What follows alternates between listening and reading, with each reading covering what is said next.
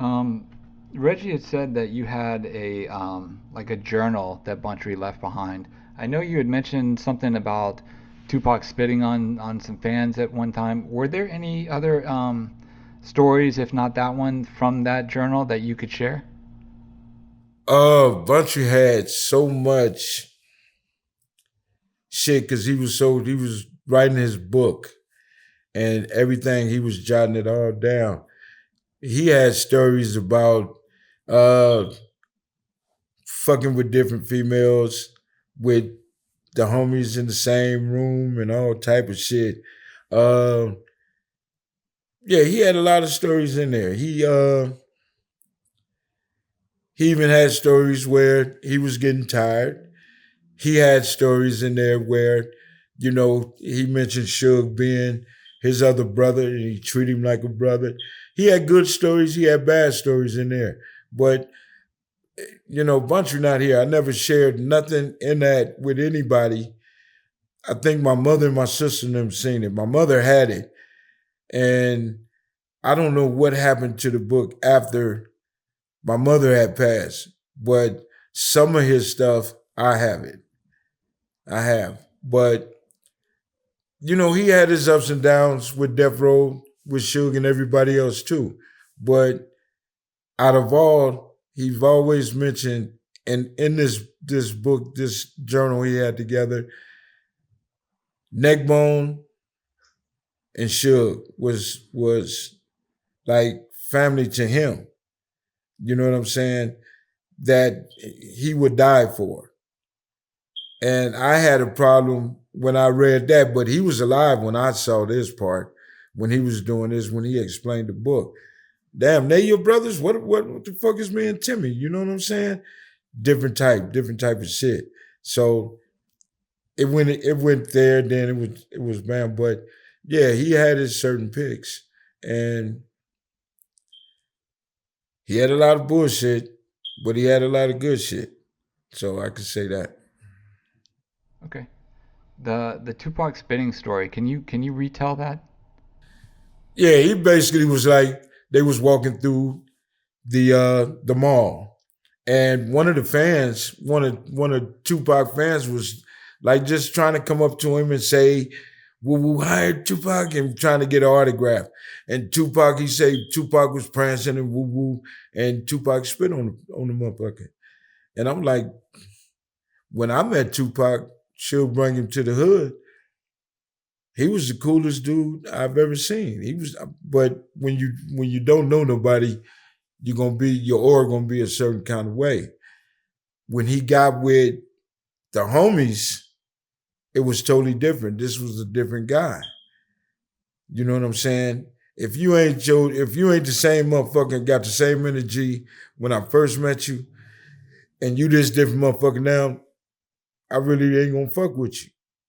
It wasn't nothing to say, it wasn't nothing to do. I remember we was in Vegas and they did a show, Rage, Tupac, me, and I don't know who was that else, that my homeboy Tom Tom. We was all at the crap table. I mean, playing poker.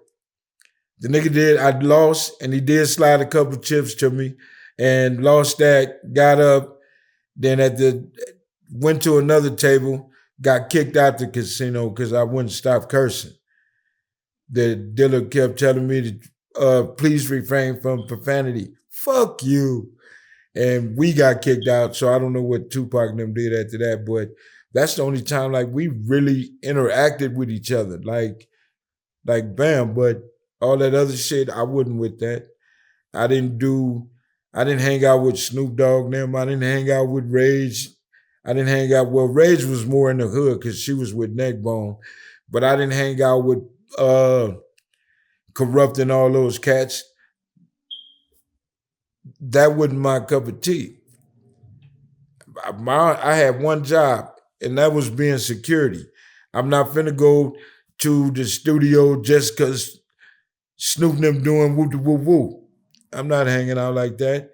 I did hood shit. So it was a big difference, man. And, he was, you met him today, he was different after he got with the homies and he started feeling their vibe. And Suge had said, and this is, I've always said this, and people get mad at me. I don't have and never had nothing bad to say about Pac. Nothing. I don't have a reason to dislike him. He was the he was the head snake with Death Row, him and Snoop. I had nothing against that brother. The only thing I had against him and what they were trying to do is say he was from the hood. You ain't broke no bread in the hood. You ain't spilled no blood in the hood.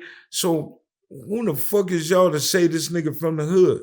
I don't give a fuck what he do. I don't give a fuck if he a rapper. You just ain't finna come kick it in Compton and come on the block and say what that mob like. No, we was different than that. We wasn't doing that. And I still don't stand for that. You know what I'm saying? They still say he from the hood. Yeah, he from the Death Row mob. Cool. But from the hood, no, that and everybody know I'm right. He's not from the hood. You ain't went to jail for this hood. You know what I'm saying? You ain't killed nobody from this hood. You ain't did that. So let's stop saying he from the hood. He's associated with the hood like half of the cats that live there. They ain't from the hood, but they associated with the hood. And that would have been cool. Other than that, I have no ill will and never had ill will for Tupac, man. Never. Okay. So would you say that, the issues started as far as you having a problem with him representing Mob when he got the tattoo? Like after he got that and was kind of And representing and I Mob? addressed, I had came at Suge and Buntry them with that. And then Buntry was like, it ain't shit. What the fuck you mean it ain't shit? We done been shot in this motherfucker. Well, Buntry ain't never been shot. But we done been shot. We done laid up in the hospital. We done been to jail. We done did all kind of shit for this hood. Ain't no regular motherfucker, just somebody just straight off the street gonna come in this motherfucker and just represent this motherfucker because he a rapper or he a friend of the next motherfucker. So you gonna be treated just like the rest of these motherfuckers. So if Tupac would have caught a fade with, let's say Trayvon Lane, okay, you jumped in then. Now it's totally different. But they just say he from the hood. You associated with the hood. You know what I'm saying? So and me and Tupac never had a problem. It wasn't him, it was them that did that. It was Trayvon, fucking groupie ass nigga. Pac from the hood. When Pac died, he goes and put Tupac on his arm. Just get this mirror of Tupac. What's fuck wrong with you, you clown? What about Buntry? What about Heron? What about Big Frank? What about, all the dead homies? You ain't elected to put down one of them. That shows your loyalty to the hood. So yeah, I had a problem with shit like that. You know what I'm saying? What about your Uncle Keith? You know what I'm saying? What you just let me calm down because I'm getting irritated. Those dudes just like really like piss me off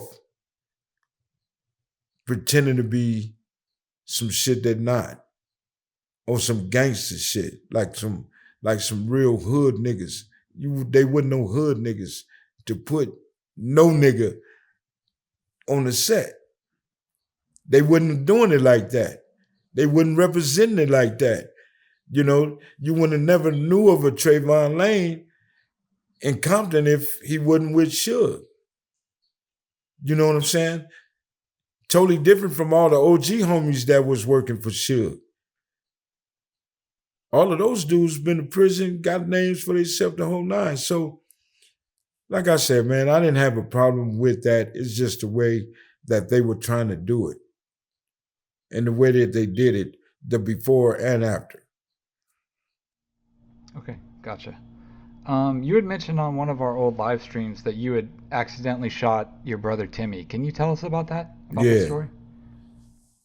I think I was 14 and we was out doing our shit. I had two pistols. We in the neighborhood. we called it patrolling back in the days.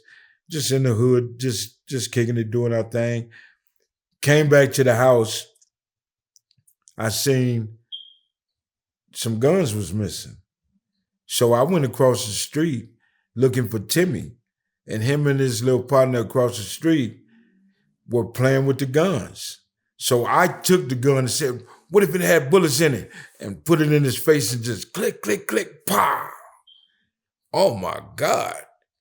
I thought I killed him because his whole face went this way. And when he got to coughing, he got to spitting up all his back teeth. And when he started spitting up his teeth, I didn't know what the fuck this white shit was. So, I mean, I'm like, bam. And my first thought was, Pops is in the house. This motherfucker already don't like me, so this motherfucker finna try to kill me. So the other gun, I took it and put it in my pocket. Ain't no whooping my ass no more. So I'd have probably had to shoot this motherfucker because his youngest son is laying here spitting out his teeth in a gang of blood. So the gun I shot him with, I just started breaking the gun up. And I just went to the hood. I didn't come back home for a couple of days. And once I seen he was all right, I was cool. Now I'm on a mission. If anybody touch him, I'm going all in. So if anybody argue with my little brother, I'm going all in. See, I be getting mad at shit like this now. I'm kind of like, but yeah, it was a total accident, but it freaked me out at 14 that I could have killed my little brother at, how old was Timmy? 10? He'd have been gone a long time ago. If I'd have just hit him maybe an inch or two over or up higher, he'd have lost the eye or I'd have killed him. So just the thought of that fucked me up for a long time. A long time. I was fucked up. I couldn't sleep. I couldn't do shit. So, yeah. Damn.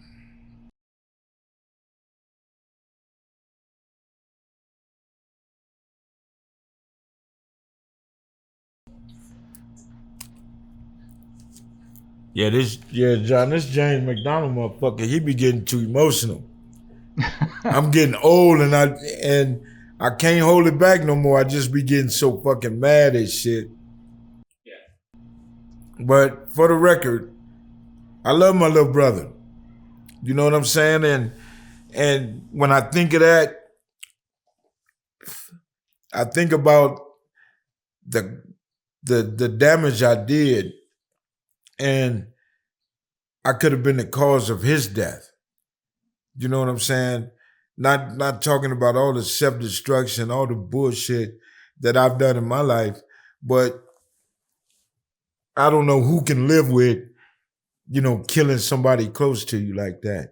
And yeah, I love my baby brother though. And we was good for a minute, but I think he kind of like resent the fact that, okay, motherfucker, you did shoot me. And then after that, we done pulled guns on each other. We done did all kind of shit, being mad. But at the end of the day, that's still my brother. I love him. So, Yeah. Okay. He had mentioned, actually, to go back to this, he had mentioned about Buntry's journal a while ago, and he said that there was something in there about Buntry and Suge getting into it, like Buntry slapped Suge or something like that. Did you ever see that in the journal or no? you know, I told myself a long time ago, I'm gonna take my foot off of Suge's neck. I don't have no ill will. They trying to hook up somewhere I can talk to Suge so I can explain to Suge why I had so much animosity with him. But no, man, I ain't got nothing bad to say about Suge. I'm kind of like I'm in a good place, and I really don't want to speak on that dude. No, no. Okay.